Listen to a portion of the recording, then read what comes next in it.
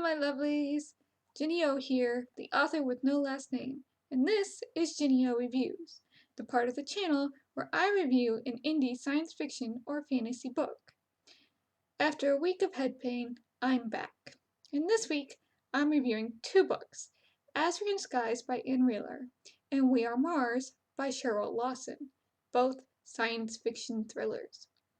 You can find Ann Wheeler on Twitter at awheeler2017 and at her website ann-wheeler.com. You can find Cheryl Lawson on Twitter at wearemarsbook and at her website cheryllawson.net. I know both of these authors and have had conversations with them, especially about how difficult it is to be a female writer and try to break into the science fiction scene.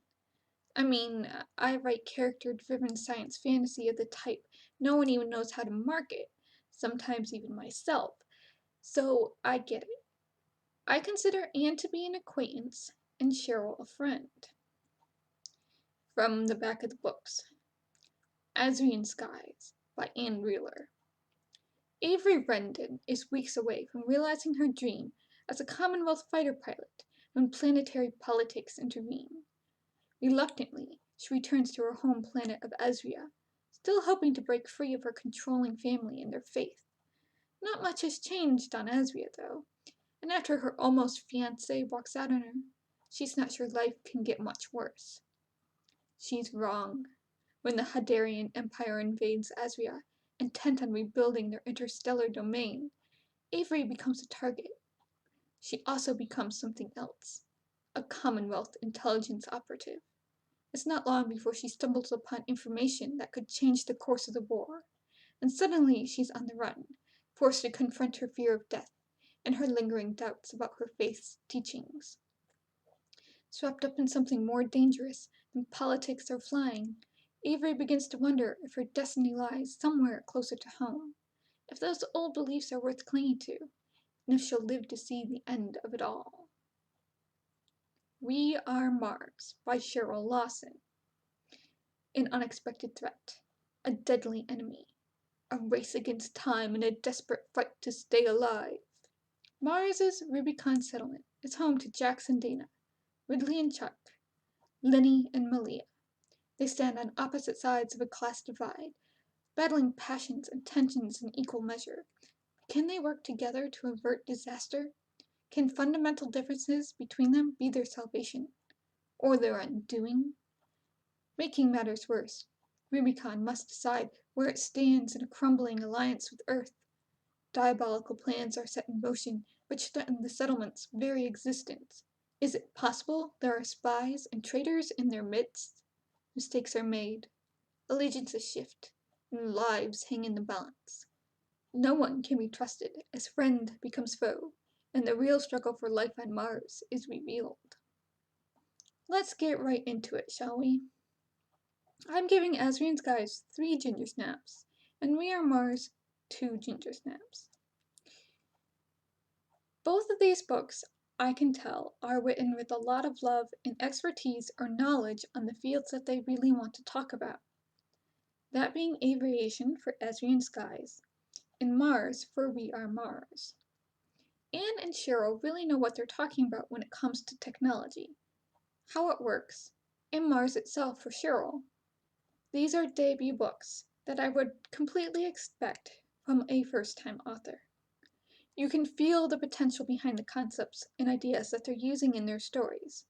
For Anne, it's an occupation by enemy forces military spy thriller. And for Cheryl, it's a political sci-fi mixed with, spoiler, thriller with some military sci-fi thrown in for perks. The plots as written make sense. There are clear beginnings, middles, and endings. The blurbs make them more exciting than they really are, or say things that are happening that are glossed over in the book. Told to us instead of shown. Both books simply have beginner writing growing pains. For the authors, if you're listening to this, I know that you're both either finished with the series or on the last book of the series, and I want you to keep writing. Keep going. The only way to get better is to write, and you both have great potential here. This is an issue with me reading debut novels and wanting to start with the first book in a series. If this is the first fiction book you've written, and you didn't go through the querying process, or writing school, or write 10 years worth of fanfiction, or have an editor with lots of experience, the baby book is going to be just that, a baby book. Baby books are okay books. I don't expect them to be stellar books. I can hope for stellar books. I'm simply not going to expect it. Keep going. You have stellar books in you. Dig deep into yourself and put you onto the pages. I'm open for beta reading and in-depth conversations about writing in general if you like. I love you both and I want you to succeed. Okay, back to the readers. Sorry about that. The reason why the plots have good structure is because they're old plots. There's nothing in these books that surprised me. I am not the type of person to sit there and try to predict things. When things happened, I didn't go, surprise! I went, I've seen this before.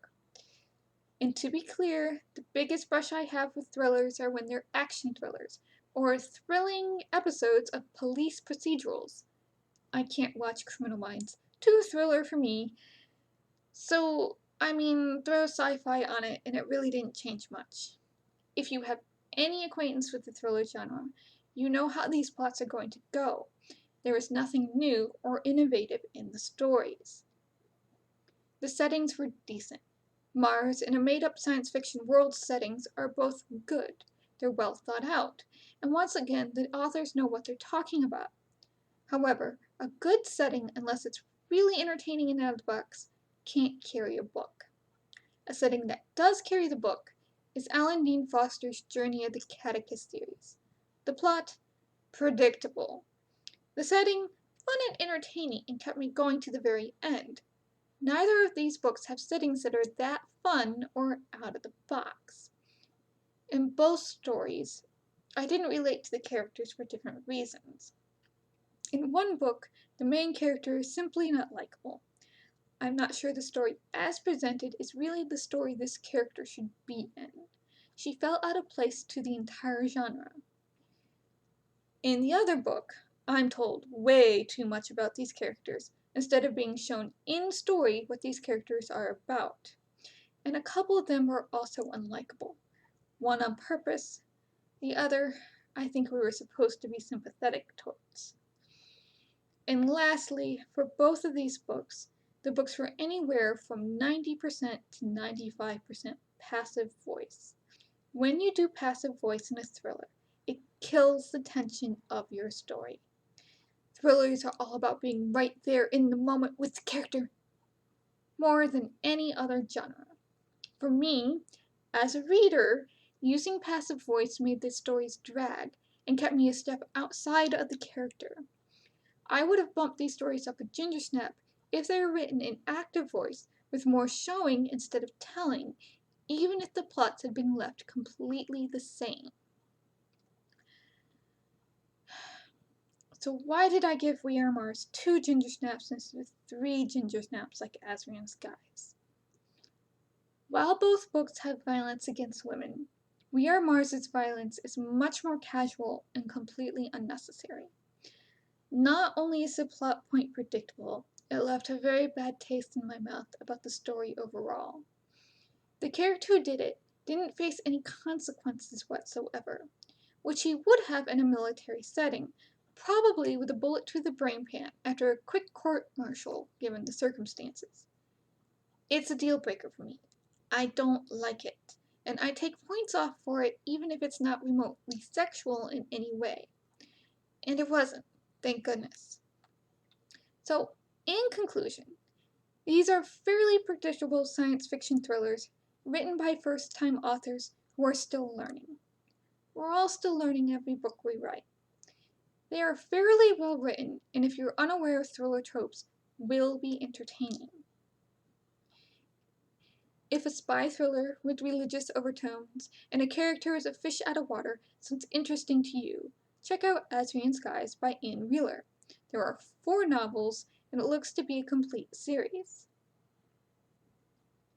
If a Martian thriller with political sci-fi overtones and an ensemble cast scrambling to figure things out sounds interesting, check out We Are Mars by Cheryl Lawson, the first in a 3-book series that the third is due out this year. You can find both on Amazon. Links in the description below. Enjoy seeing me talking about books? Then please hit that like or subscribe button. And if there's a book you'd like me to review, leave me a comment with a buy link or go to my website ginny0.wordpress.com. That's Ginny, the number 0.wordpress.com, and get in contact with me there. Speaking of my website, that's where you can find me and all the information about my character-driven werewolf science fantasy and fantasy books. You can also find me on Twitter at Ginny0. My books are available on Amazon and are enrolled in Kindle Unlimited. Next time, my lovelies, I think I'm going to continue in my quest to read more science fiction indie books, looking for something I can give you a more in-depth review upon. I don't know how helpful this review was, and at the same time, I didn't want to rehash things that I've talked about in previous videos. Fingers crossed. See you in the next video!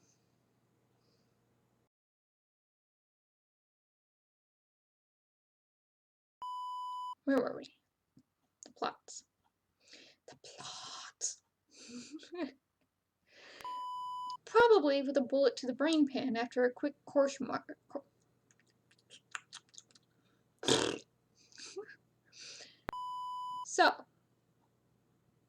So, I have to stop saying so. Let me do that, because that's just ridiculous. How many times I'm saying so.